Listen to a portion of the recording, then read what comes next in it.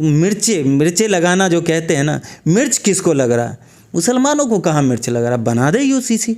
मुसलमानों को क्या फ़ायदा हो रहा है? मुसलमानों को क्या नुकसान हो जाएगा? कुछ नहीं हो रहा। पार्लियामेंट्रियन एमपी दूसरी शादी नहीं कर सकता कानूनन, एक विधायक दूसरी शादी नहीं कर सकता, एक आईएएस दूसरी शादी नहीं कर सकता, आईपीएस दूसरी शादी नहीं कर सकता, बल्कि किसी सरकारी महकमे का कोई मुलाजिम दूसरी शादी नहीं कर सकता। कि चारा किसको बनाया जाए?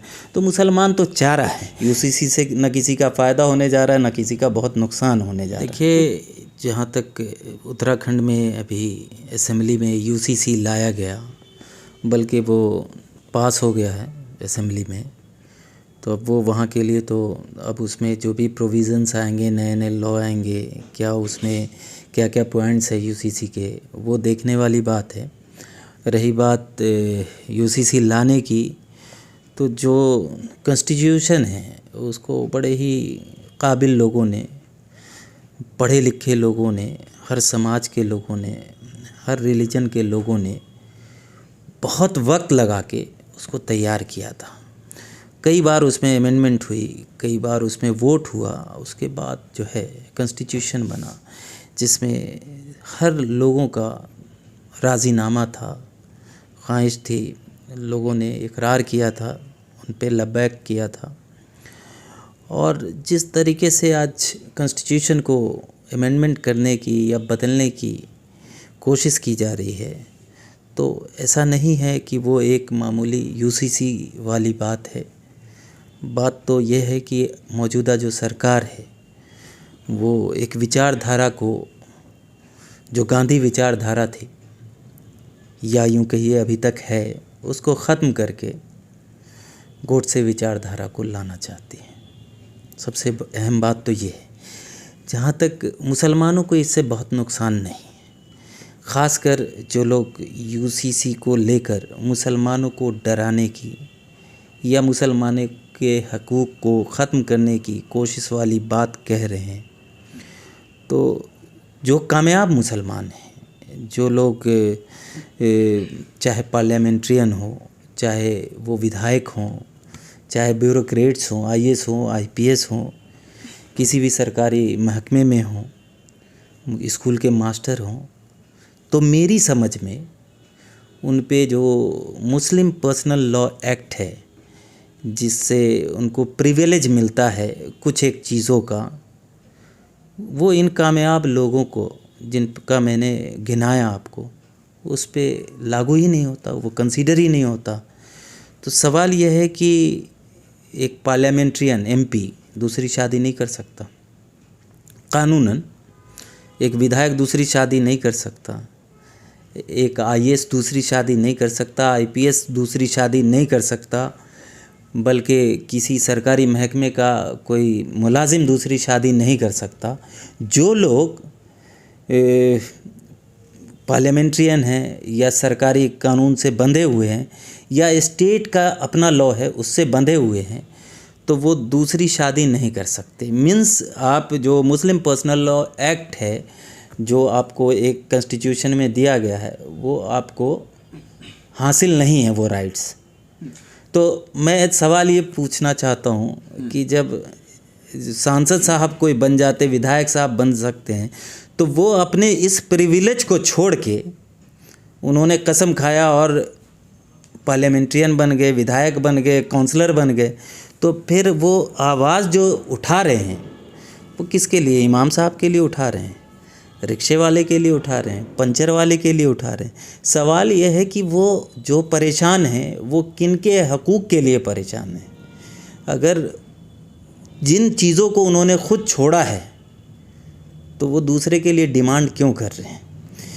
ये ज़रूर है कि किसी न किसी तरीके से ये जो मौजूदा सरकार है उसको परेशान करना है। यूसीसी से न किसी का फ़ायदा होने जा रहा है, न किसी का बहुत नुकसान होने जा रहा है। लेकिन आप ये कह रहे हैं कि यूनिफॉर्म सिविल कोड से किसी का फ़ायदा, किसी का नुकसान नहीं होने जा रहा है, लेकिन फिर सवाल ये है कि मुसलमानों में जो पर्सनल लॉ से चीज़ें तय होती हैं, पर्सनल लॉ से जो चीज़ें चलती हैं, शरीयत के कानून से चलती हैं, जैसे विरासत के हिसाब से संपत्ति का, जायदाद का बंटवारा होता है, निकाह यानी शरीयत के एतबार से होता है, तलाक़ शरीयत के एतबार से होती है, इस्लामिक कानून के एतबार से। लेकिन अब जब एक ही कानून लागू हो जाएगा, यूनिफॉर्म सिविल कोड, तो ये सारी चीज़ें कहाँ जाएंगी? ऐसे ही सेम ईसाइयों के साथ होना है?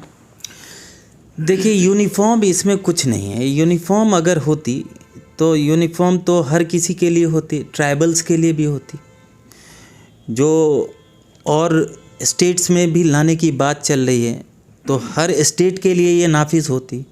यहाँ यूनिफॉर्म की बात नहीं हो रही है। यहाँ सारा खेल वोट का है, सारा खेल डर का है, सारा खेल जो है दबाव बनाने का है। तो क्या सरकार को मुसलमानों का वोट नहीं चाहिए? सरकार तो कहती है कि हमको मुसलमान के वोट मिलते हैं।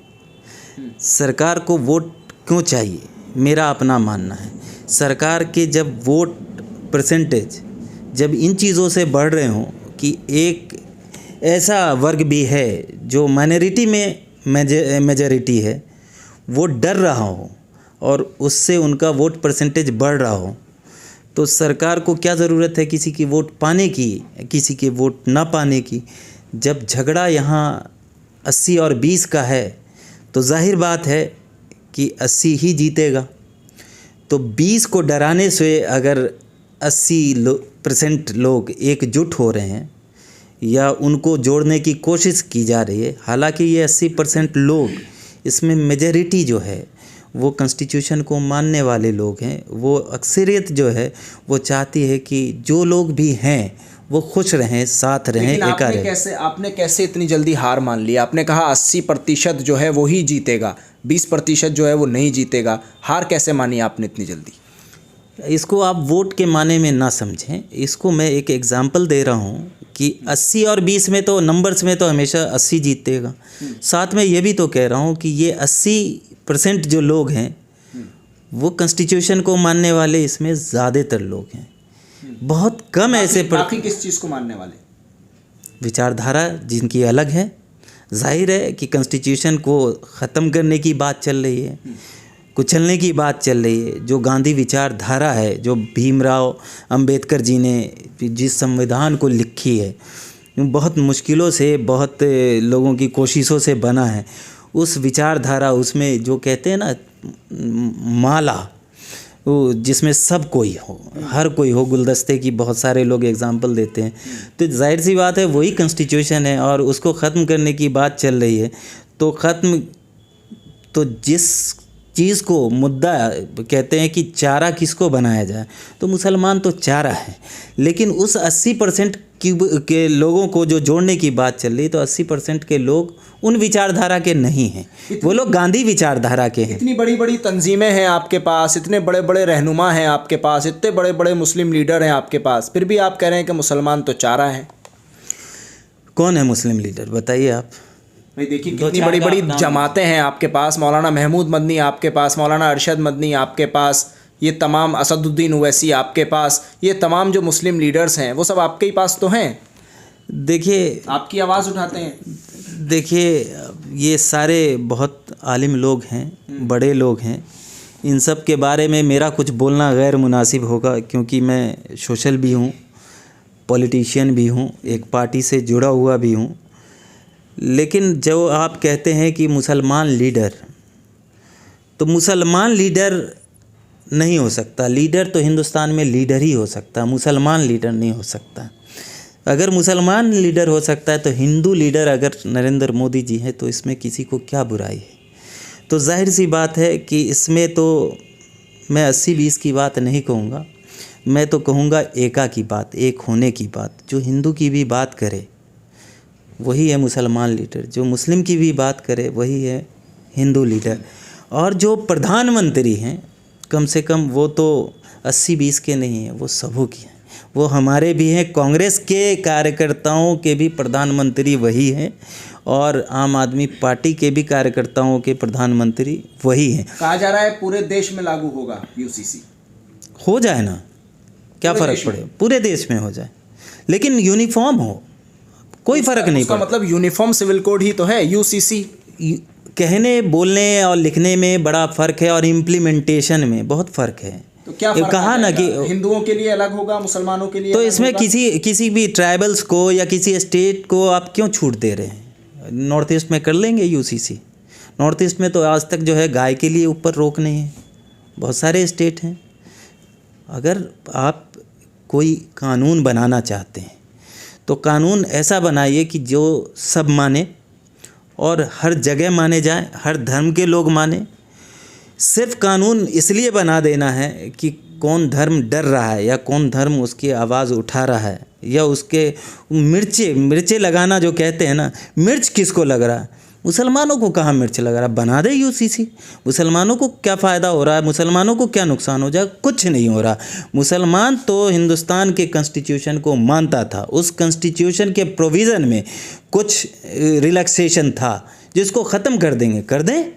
मुझे नहीं लगता कि मुसलमानों को इससे बहुत फ़र्क हो जाएगा या मुसलमानों को इसके लिए बहुत परेशान होना चाहिए। मुल्क के कानून पे यकीन रखना चाहिए। अगर उसको ख़त्म करने का है, कोर्ट भी है, बहुत सारी चीज़ें हैं, बहुत सारे लोग कोर्ट जाएंगे। उसके लिए अगर लगेगा, जो उलमा हजरात हैं, जो बड़े बड़े, आपने कहा कि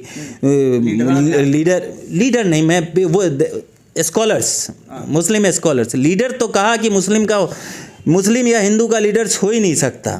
होगा तो भारत का लीडर हो सकता है, मुस्लिम और हिंदू का कोई लीडर नहीं हो। जो कहते हैं ओवैसी साहब का एक्सेप्टेंस सिर्फ इसलिए ही नहीं है, वो बहुत काबिल आदमी हैं, लेकिन क्योंकि वो मुसलमानों के नेता हैं।